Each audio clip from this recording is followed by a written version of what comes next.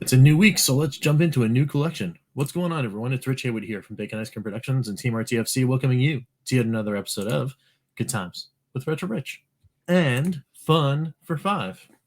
That's right. We've entered a new week. It's going to be a different week. Not just all Evercade all the time. We've been Evercade heavy, but we do have at least one more here with the IREM collection, the IREM Arcade Collection 1 right here.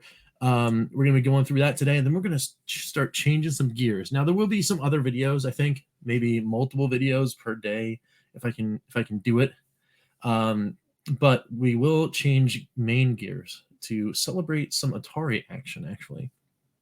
Something I've been working on, something I want to, kind of like just throw out there, and we'll see what happens. But hopefully you guys will enjoy it as much as I hopefully will enjoy bringing it to you.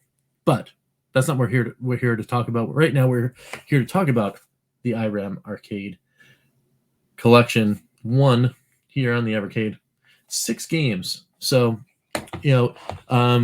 which ones are going to make the cut and get the richest pick? Well, you know what? Let's jump in and find out right now. IREM on a VS. Let's go.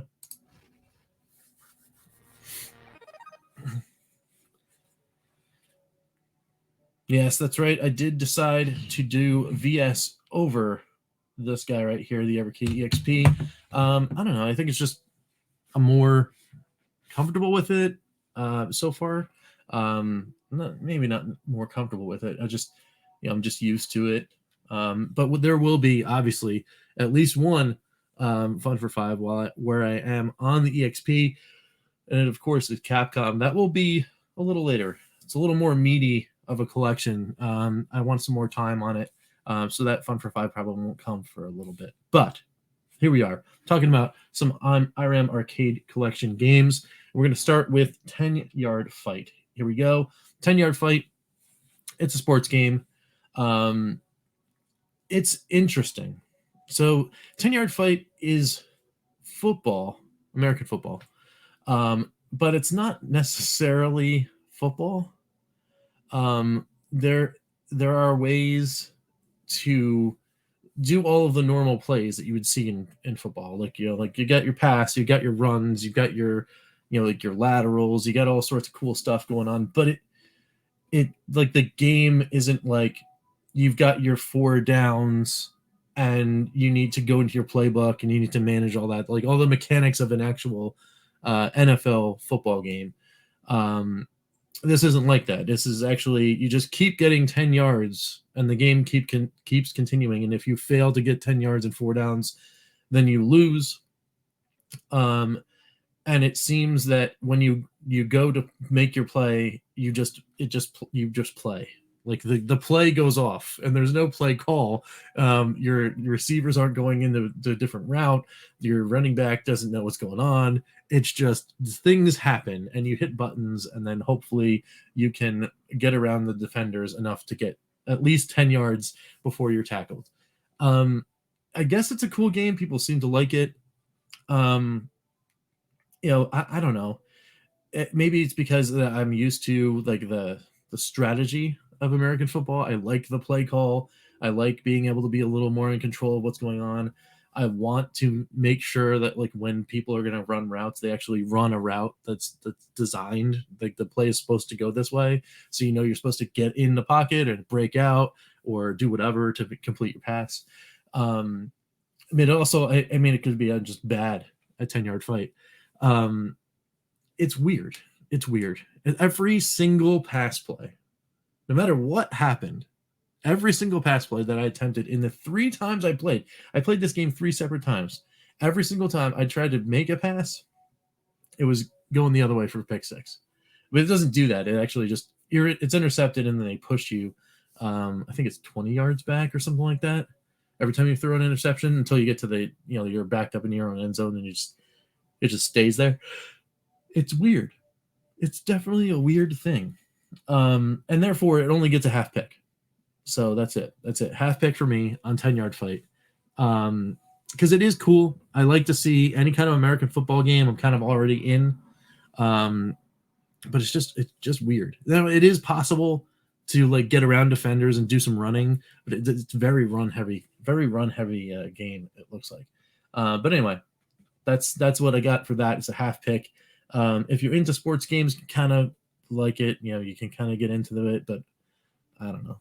It's not the best, but it is there. All right, cool. So let's move on to Battle Chopper. Now this is one of the first, like one of two games that we're about to talk about in succession. This and In the Hunt that have very similar like mechanics. They're both shoot 'em ups. They both have a vertical shoot mode and a horizontal shoot mode, where like you hit the two different buttons, and they're you're either going to shoot straight up or you're going to shoot straight out. It's kind of neat. Battle Chopper is super fun.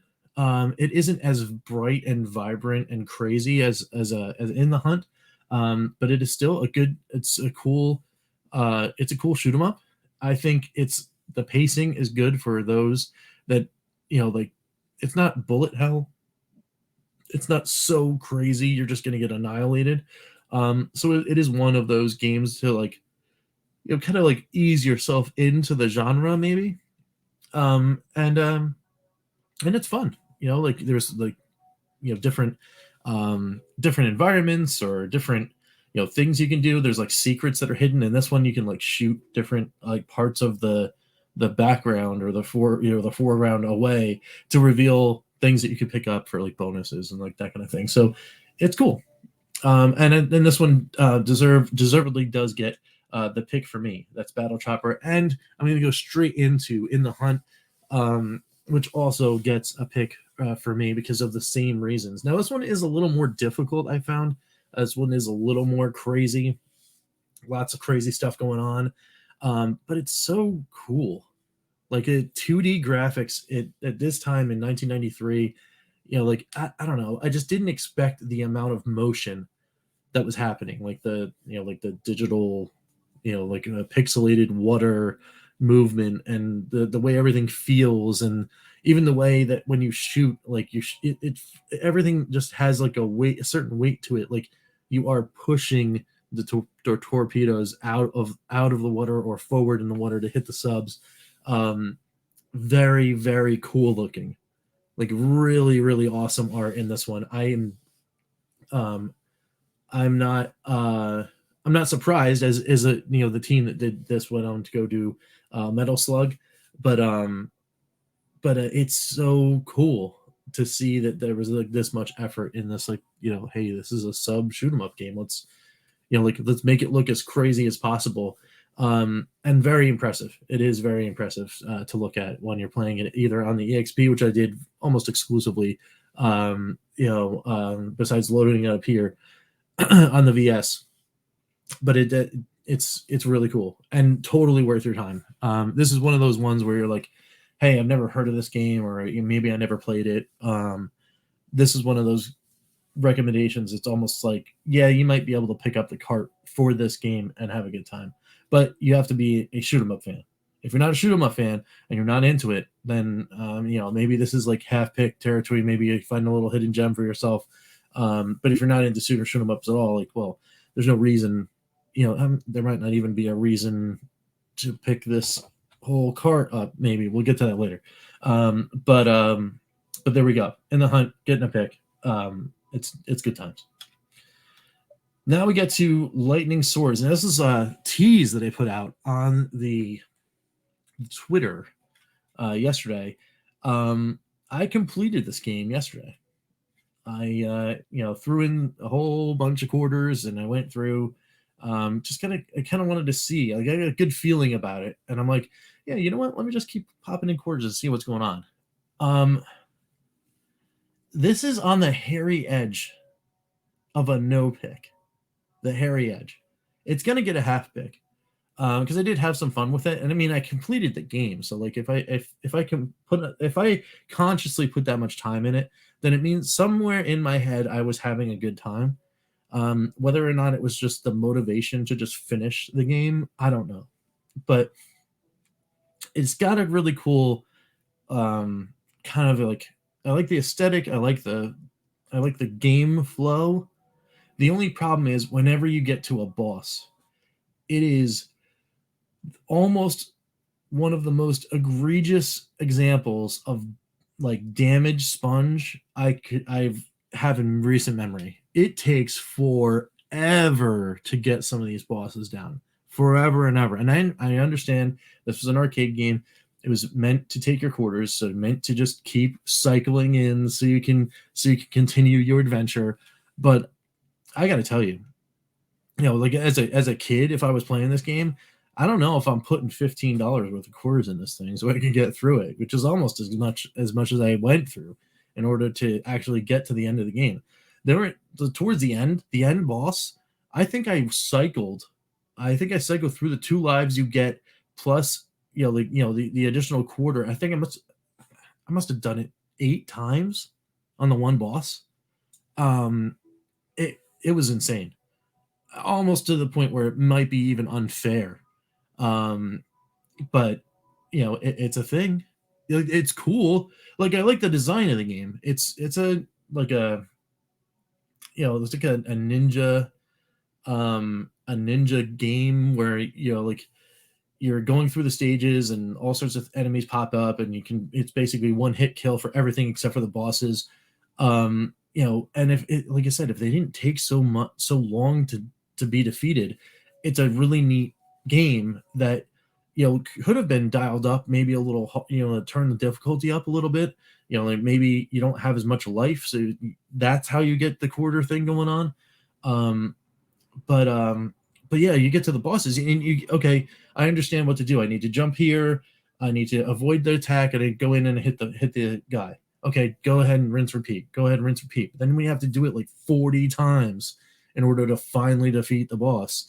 You're like, I'm not necessarily having any fun anymore doing this. It's like it's so weird. It was so weird. But anyway, I did get through it. It was at least worth my time to get through it, even if it was just me being stubborn. But it only gets a half pick. And it's primarily because those bosses were crazy. And the last stage is it kind of in typical fashion in some of these games. You get to the last stage and it's a boss rush, right? You get to defeat all of the other bosses over again for the last stage, as you're basically walking in a line to the final boss. That was brutal. That was brutal. So anyway, lightning swords half pick, but just barely, because I don't know. I think it's just because I finished it. Wild. Anyway, then we get to Moon Patrol, which is a classic, super classic game. Now, actually, I don't remember ever playing this in the arcade. I always played it on like a collection or something like that. And of course, I actually do have the one level Moon Patrol demo of the new, the new in television remake of this game. I play that one a lot. Actually, after playing that one and then playing the original arcade, some of the shine on the arcade game is a little bit like dampened, because obviously you get the new graphics and new sounds and all sorts of fun stuff. And it's a super fun game. And this one is fun too. I just think though that because I had the experience of playing the newer one, and those levels are not as long. These feel like there's a long stretch of jumps, and like to get through in this original in such a straight line, that having all of the other things that happen in the other version, like take away from this experience a little. Now, obviously, you're talking about 2022 and 1982. You're talking about 40 years go by. Of course, the newer game's probably going to play a little better, and it does. But that doesn't take away from the fact that this classic is there and it is worthy to be played. So therefore, it does retain its pick status. So I will give it a full pick. But Moon Patrol it's cool. I mean, if you want to sit down, relax kind of thing, this actually isn't that. It is a little bit tricky, but if you're in that whole mode where there's shooting going on, again, forward and back. This is the whole thing about IREM. What's up with all those shooters, right? Battle Chopper in the Hunt, even this one, you can shoot up and shoot forward and all that kind of stuff. In this one, you think you shoot both at the same time. But yeah, I wonder if it's like an IREM thing. I don't know. But anyway, very cool and worth your time. So that's Moon Patrol. Let's go to the final game, which is R-Type automatic pick. Automatic pick for me. And the reason why is because I had this on the Sega Master System. My heart goes to the Sega Master System version, but I will respect, of course, the arcade original. Looks better, plays a little bit better, sounds a whole lot better.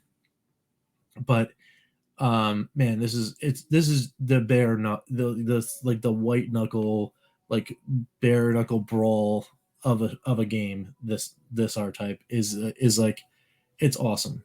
It's really cool. It's got really awesome art. It's got really cool. It's got a really cool aesthetic, and if you can manage to get through all of the crazy stages, this has some of the most unique, or I guess not unique, but maybe iconic, like side-scrolling shooter boss kind of things that happen in shooters, in my opinion, anyway. It's a really, really neat. It's a really, really neat game, and of course, it's one of the highlights of IREM. So, of course, this is going to be on the first collection. So there you go, full pick for R-Type. Now let's go back and find out what's going on here. So, half pick here. We got 1, 2, 3, 4 full picks, which means that is a cart to recommend. You get more full picks from me than not, then you can definitely rest assured that this is a good collection, and happy that it is now included in every EXP. But if you don't have an EXP, or not going to get an EXP or any of that thing, totally worth your time on doing that. So let's go ahead to the wrap up and talk about this a little more and get on out of here.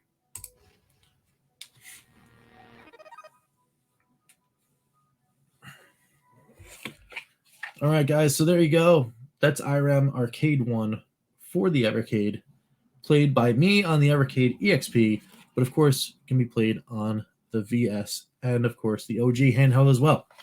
There has not been a game yet, I think, that does not play on the OG, to be honest. Again, totally worth your time. Totally a cool little collection. Highlights for me are certainly R-Type and In the Hunt, for sure. Moon Patrol, kind of coming in there second with Battle Chopper, and then of course the rest of the guys. I'll play TenYard Fight every once in a while. I really will. I will go back to it, even though it's not like my favorite. But I don't know. I think I beat Lightning Swords, and I'm not putting quarters in that again, unless we have to do score challenge or something. I don't know. That game was a little wild. But what do you guys think of these games? Do you have IREM? Are you going to get IREM? Let me know down below what you think there. And that's about that for today's episode. Of course, also, please check out the rest of the week. Like I said, I'm going to be doing a little different. It's all Atari thing. I just think it's going to be a really cool idea. And of course, if things break news-wise or whatever, and also it's different worlds, Atari and Intellivision and Evercade, well, of course, you keep it locked right here where we'll be talking about all that kind of stuff. So, without any further ado, I will say, until next time, we will catch you next time for some good times. I'm Rich, and we will see you later. Take it easy, guys.